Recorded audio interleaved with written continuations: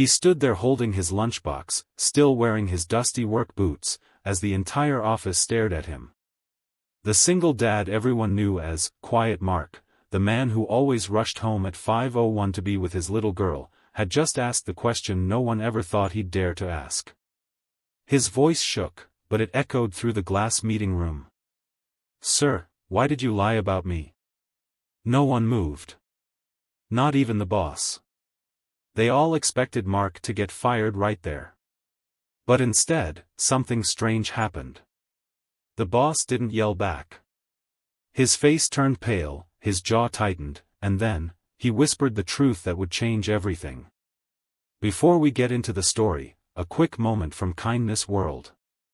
If you love meaningful stories that remind us how compassion still exists, make sure to like the video, subscribe, and leave your thoughts in the comments. Every interaction helps us grow and share more stories of kindness that might just change someone's day. Now, let's go back to Mark, the father who had only one reason to fight, his 6-year-old daughter, Grace. She had big brown eyes, curly hair, and a smile that could flip his entire world right side up. She was the reason he worked long nights fixing cars, the reason he packed cheap lunches, and the reason he gladly wore thrift store shirts to save an extra $5 for her school shoes. Mark worked full-time as a mechanic and part-time as a janitor at a local company that made office furniture. The second job paid little, but it gave him health insurance, and that insurance meant Grace could get asthma treatments. Every night at 8:30 p.m., she would fall asleep curled up next to him on their second-hand couch because the living room was the warmest place in their small apartment. Mark would softly rub her hair and whisper, "Daddy's right here, baby girl." Always. So when, one Tuesday morning, the boss called Mark into the office and accused him of stealing tools from storage, Mark's heart stopped. He didn't understand. He barely even touched the storage area, except to empty trash bags. The accusation didn't come with proof, only anger. The boss, Mr. Collins, told him the company had lost expensive equipment, and since Mark was the only outsider without an office, that made him the most likely suspect. Mark tried to explain, calmly, respectfully, terrified. "Sir, I didn't take anything. I swear." But Collins was certain. He suspended Mark on the spot. That night, Grace noticed her dad sitting silently on the couch, staring into nothing. She climbed into his lap and pressed her tiny hand to his face. "Daddy, are you sad?" He forced a smile. "Just tired, honey." She hugged him tight, resting her little chin on his shoulder. "You can have some of my birthday saved money if that helps." She had $18 saved in a jar from chores and coins the neighbor sometimes gave her. Mark couldn't hold back the tears anymore. He promised her things would be okay, though he had no idea how.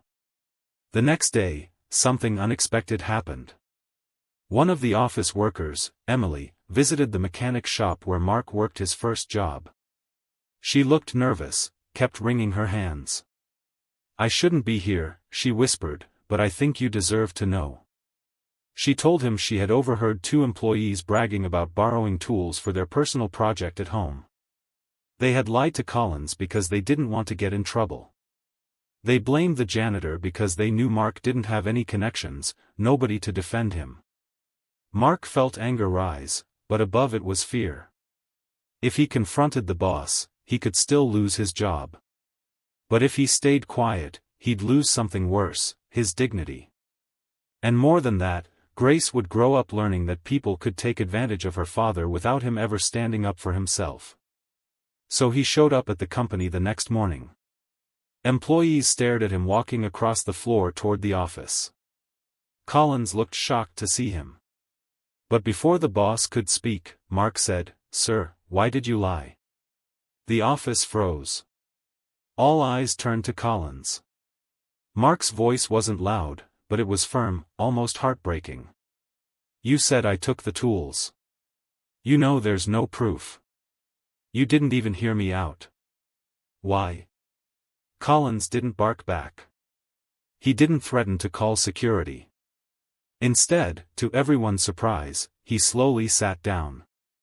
His shoulders sagged, and his hands shook slightly.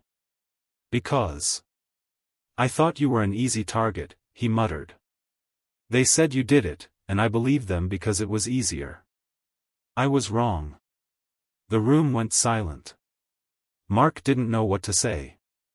Then Collins lifted his head, and for the first time, he looked ashamed. "Mark, I lost my wife last year.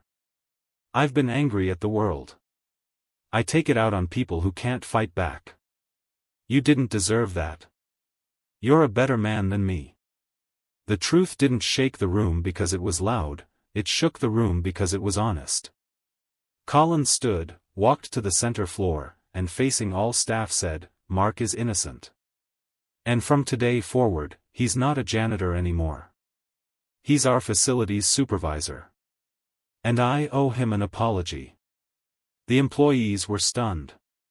Mark didn't ask for a promotion. He didn't want revenge. He only wanted dignity. But sometimes bravery comes back with more than you expect.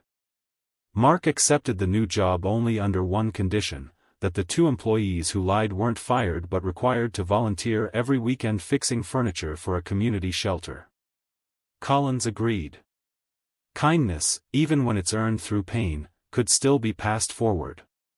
Months later, Grace sat in a freshly painted organized playroom built from donated furniture fixed by those same employees. She swung her legs happily, playing with other kids while Mark watched her with pride.